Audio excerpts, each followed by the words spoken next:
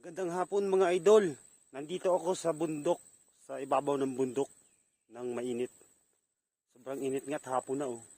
Gusto ba ninyo makita ang kabuuan ng Marinduque nang hindi na kayo magra-round? Papakita ko sa inyo. Subaybayan lang itong video na to.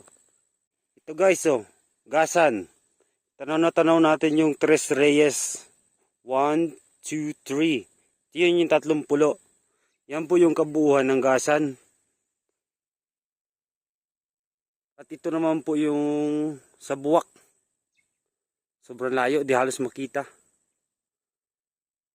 Yun po yung ilog ng buwak. Yan naman po yung yung Mercaper sa Torrejos. Yan po yung Mercaper natin oh.